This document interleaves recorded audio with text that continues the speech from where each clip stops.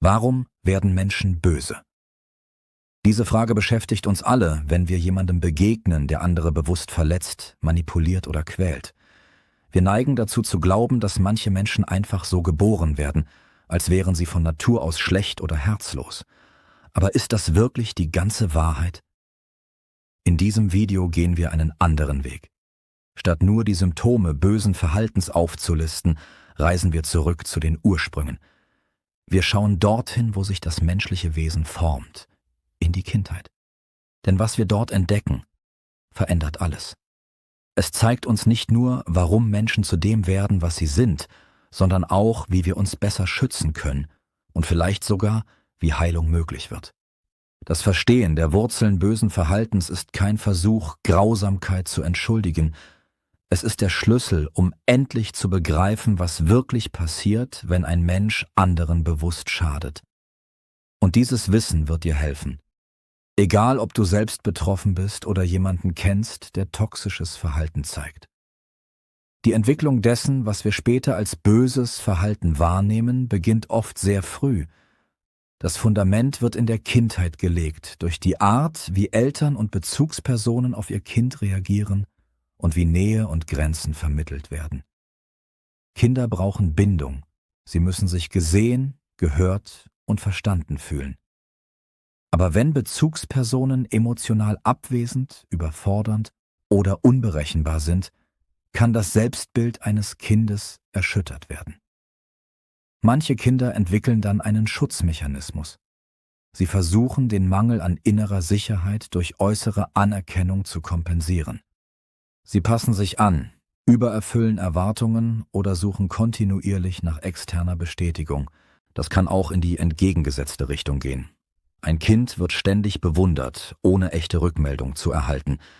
Wenn von ihm immer erwartet wird, besonders zu sein, aber es nicht wirklich gesehen wird, kann sich ebenfalls ein instabiles Selbst entwickeln.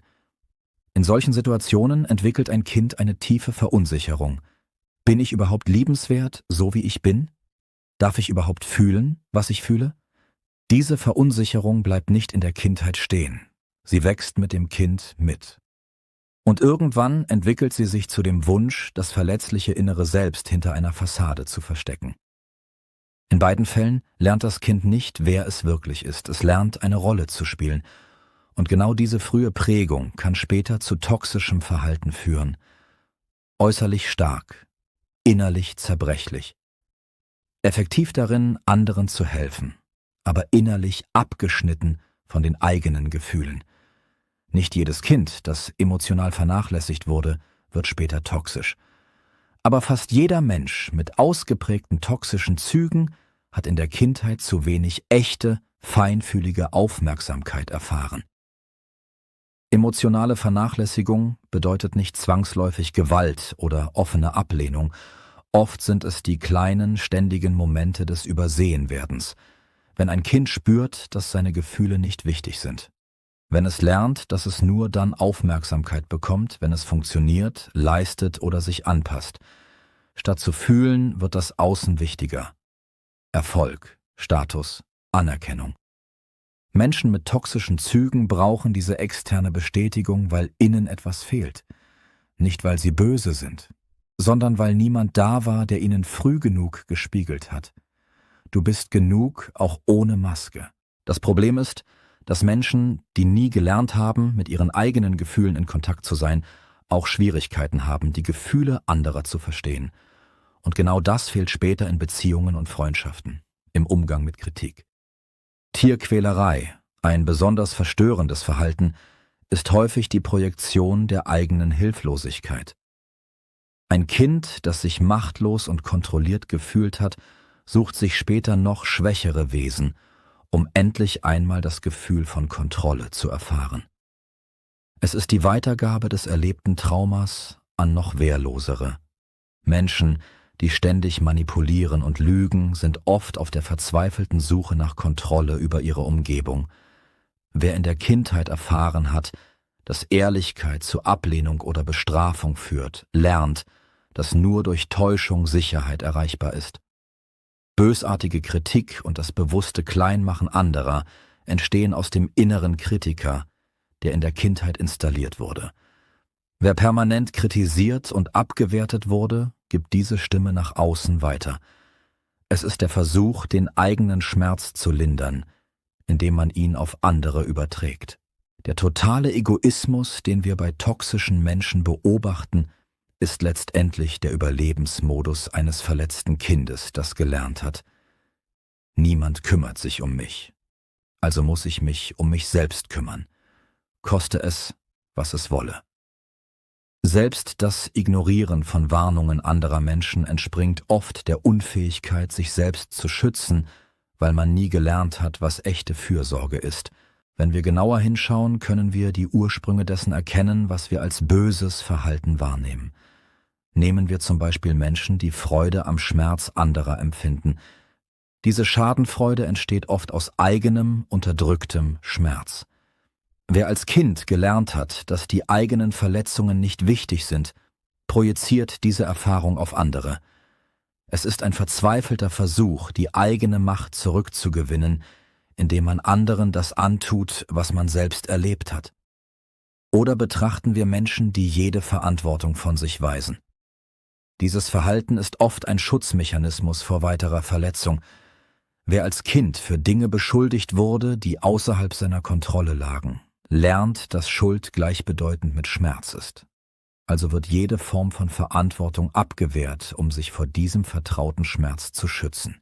Wenn wir die Ursprünge toxischen Verhaltens betrachten, geht es nicht darum, jemanden zu entschuldigen oder sein Verhalten zu rechtfertigen. Es geht darum zu verstehen. Und dieses Verstehen ist der Schlüssel zu unserem eigenen Schutz.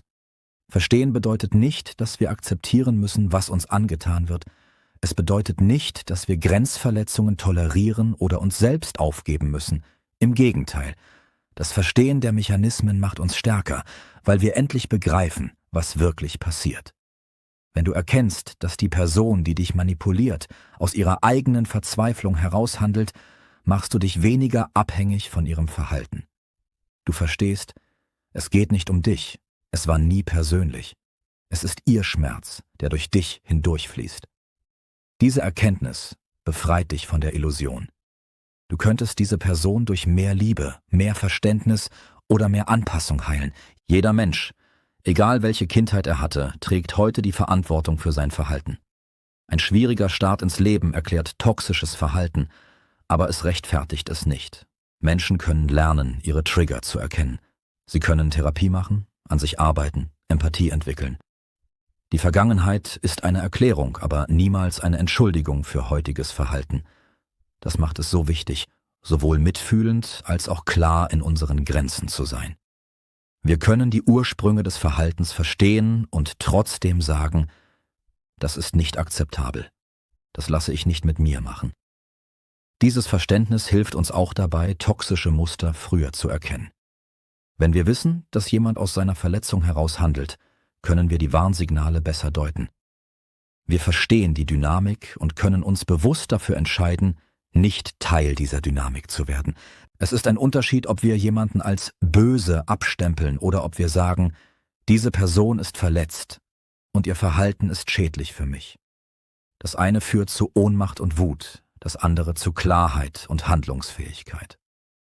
Mitgefühl für die Wurzeln des Verhaltens zu haben, bedeutet nicht, dass wir uns selbst opfern müssen. Im Gegenteil, echtes Verstehen macht uns frei. Frei von der Illusion, wir könnten jemanden retten, der sich nicht retten lassen will.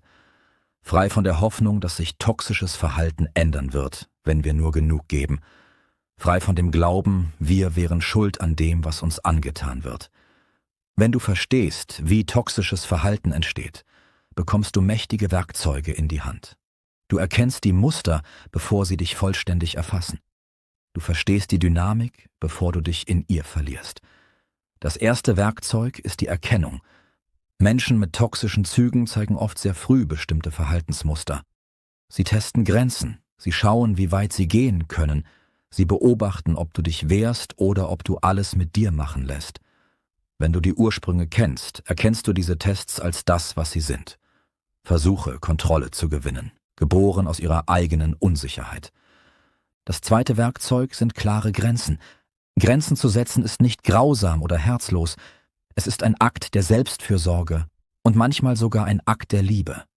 Denn wenn du toxischem Verhalten Grenzen setzt, gibst du der anderen Person die Chance zu wachsen. Du zeigst ihr, so funktioniert es nicht. Du zeigst ihr, was gesunde Beziehungen ausmacht. Diese Fragen sind nicht dazu da, dir die Schuld zu geben. Sie sind dazu da, dir deine Macht zurückzugeben. Denn wenn du verstehst, warum du anfällig bist, kannst du diese Muster durchbrechen. Heilung für Menschen, die toxische Beziehungen erlebt haben, beginnt oft mit der Wiederentdeckung des eigenen Wertes. Du darfst Bedürfnisse haben. Du darfst Nein sagen. Du darfst gehen, wenn eine Beziehung dir schadet, auch wenn der andere Mensch Hilfe braucht. Aber auch für Menschen, die selbst toxische Tendenzen bei sich erkennen, gibt es Hoffnung. Der erste Schritt ist die ehrliche Selbstbetrachtung. Wo verletze ich andere? Wo handle ich aus meinem eigenen Schmerz heraus? Wo projiziere ich meine Kindheitswunden auf Menschen, die nichts damit zu tun haben? Diese Erkenntnis ist schmerzhaft, aber sie ist der Anfang der Heilung. Empathie kann entwickelt werden, auch später im Leben. Gesunde Beziehungen können erlernt werden.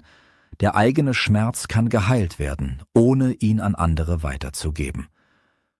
Manchmal beginnt Heilung mit einem einzigen Menschen, der uns zeigt, was echte Fürsorge ist. Manchmal sind wir selbst dieser Mensch für uns. Therapie, Selbstreflexion, das bewusste Einüben neuer Verhaltensweisen, all das kann den Kreislauf von Verletzung und Vergeltung durchbrechen. Der Weg aus toxischen Mustern ist nicht einfach, aber er ist möglich. Für alle Beteiligten. Denn Verstehen macht nicht schwächer, es macht stärker, es macht handlungsfähig, es macht frei. Grenzen setzen, ohne Schuldgefühle zu können, bedeutet zu verstehen, du bist nicht dafür verantwortlich, jemand anderen zu heilen. Du bist nicht dafür zuständig, die Kindheitswunden anderer Menschen zu reparieren. Du bist verantwortlich für dein eigenes Wohlbefinden und deine eigene Heilung. Aber hier kommt ein wichtiger Punkt. Oft zieht uns toxisches Verhalten deshalb so stark an, weil es etwas in uns selbst anspricht. Vielleicht haben auch wir in der Kindheit gelernt, dass Liebe mit Drama, Kontrolle oder Aufopferung verbunden ist. Vielleicht fühlen wir uns in chaotischen Beziehungen seltsam zu Hause, weil Chaos das ist, was wir kennen. Deshalb ist Selbstreflexion so wichtig. Frag dich, was hat mich in diese Beziehung geführt? Welche eigenen Verletzungen machen mich anfällig für toxisches Verhalten? Wo habe ich selbst gelernt, dass ich nicht wertvoll genug bin, um respektiert zu werden? Wenn wir die Ursprünge dessen betrachten, was wir als böses Verhalten wahrnehmen, wird eines klar. Böse Menschen entstehen, sie werden nicht geboren. Hinter jeder Grausamkeit liegt Schmerz. Hinter jeder Manipulation liegt Verzweiflung. Hinter jedem toxischen Verhalten liegt ein verletztes Kind, das nie gelernt hat, auf gesunde Weise mit seinen Wunden umzugehen. Das bedeutet nicht, dass wir alles akzeptieren müssen. Es bedeutet nicht, dass wir uns aufopfern sollen. Es bedeutet, dass wir mit diesem Wissen stärker werden. Wir verstehen die Mechanismen, wir erkennen die Muster und wir können bewusste Entscheidungen treffen. Du darfst dich schützen. Du darfst Grenzen ziehen. Du darfst gehen, wenn eine Beziehung dir schadet. Und du darfst trotzdem Mitgefühl für die Wurzeln des Verhaltens haben. Das eine schließt das andere nicht aus. Gleichzeitig darfst du ehrlich zu dir selbst sein. Wo sind deine eigenen verletzlichen Stellen? Wo handelst du vielleicht selbst aus altem Schmerz heraus? Diese Selbstreflexion ist kein Grund für Scham, sondern ein Weg zur Freiheit. Wenn du merkst, dass dieses Thema dich tief berührt, wenn du dich in manchen Beschreibungen wiedererkennst oder wenn du Hilfe beim Umgang mit toxischen Menschen brauchst, dann suche dir Unterstützung. Du musst diesen Weg nicht alleine gehen. Therapie, Beratung, der Austausch mit anderen Betroffenen, all das kann heilsam sein. Denk daran. Verstehen macht uns nicht schwächer, sondern stärker. Es macht uns zu Menschen, die sowohl mitfühlend als auch klar in ihren Grenzen sein können. Und das ist vielleicht das Wertvollste, was wir aus diesem Verständnis mitnehmen können. Die Erkenntnis, dass Mitgefühl und Stärke keine Gegensätze sind, sondern sich gegenseitig verstärken. Wenn dir dieses Video geholfen hat, die Ursprünge toxischen Verhaltens besser zu verstehen, dann lass gerne ein Like da und abonniere den Kanal für mehr tiefgreifende Inhalte zur Persönlichkeitsentwicklung. Schreib in die Kommentare, was dich am meisten bewegt hat oder welche Erkenntnis du mitnimmst. Denn oft ist der ehrliche Austausch der erste Schritt zur Veränderung. Wir sehen uns im nächsten Video.